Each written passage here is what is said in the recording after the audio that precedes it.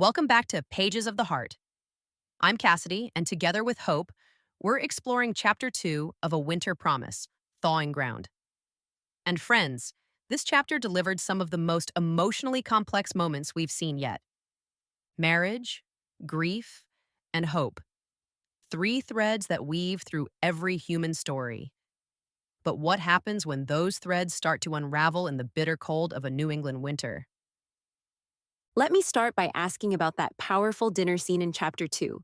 The way Clara meticulously arranges those mismatched dishes seems to carry so much meaning.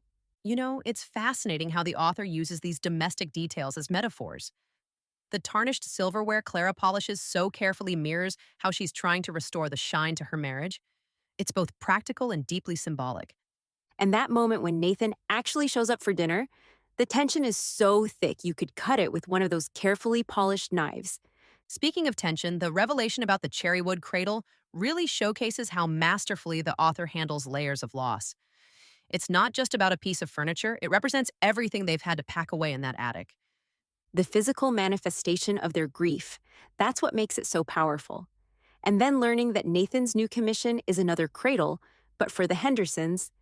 That's where we see how life sometimes feels like it's deliberately testing us.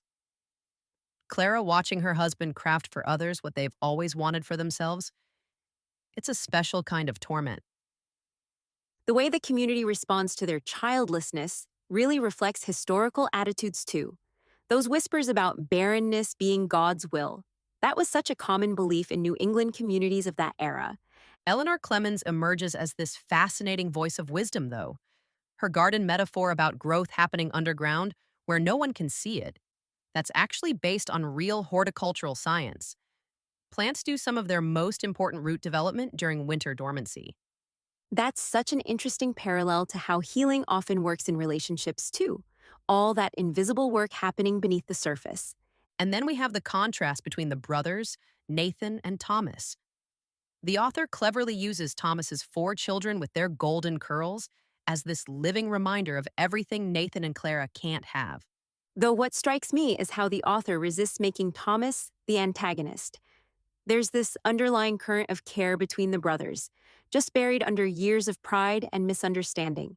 The historical context of craftsmanship in New England during this period adds another layer, too. When Mrs. Bradford humiliates Nathan at that tea party, she's not just criticizing his work, she's threatening his entire livelihood in a community where reputation was everything. That snow angel scene at the end, though, it feels like such a turning point. What do you make of Nathan's hesitation to touch it? Well, it's fascinating because snow angels have this rich symbolic history in literature. They represent both impermanence and the possibility of transformation. Nathan hovering his hand over that wing suggests he's starting to remember what it feels like to create something purely beautiful again. The author really seems to understand the complexity of grief and healing, how it's never a straight line forward. You know what's particularly interesting? The way Clara's world has contracted due to her health actually mirrors a common pattern in 19th century women's lives. Medical issues often led to this kind of social isolation, especially in rural communities. And yet she's still fighting to expand Nathan's world back toward beauty and hope. There's something so powerful about that persistence. The spiritual elements woven throughout really reflect the era, too. That Bible with its handwritten family dates, it's like this tangible thread connecting generations through both joy and sorrow. So, what do you think this slow thaw we're seeing might lead to? Well, looking at similar narratives from this period, winter often serves as this crucible for transformation. The author seems to be suggesting that sometimes we have to endure that frozen season to appreciate the warmth when it returns. That's really what makes this story resonate.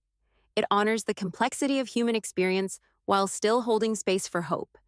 And perhaps that's the most profound truth here, that even in our deepest winters, life continues its quiet work beneath the surface, preparing for a spring we can't yet see but have to believe is coming. Until next time, keep believing in the possibility of new seasons, even in the deepest winter. Thanks for joining us on Pages of the Heart. Be sure to follow us and subscribe to this channel so you never miss an episode. If you enjoyed today's chapter, a quick rating or review goes a long way in helping more listeners find us. Until next time, thanks for listening.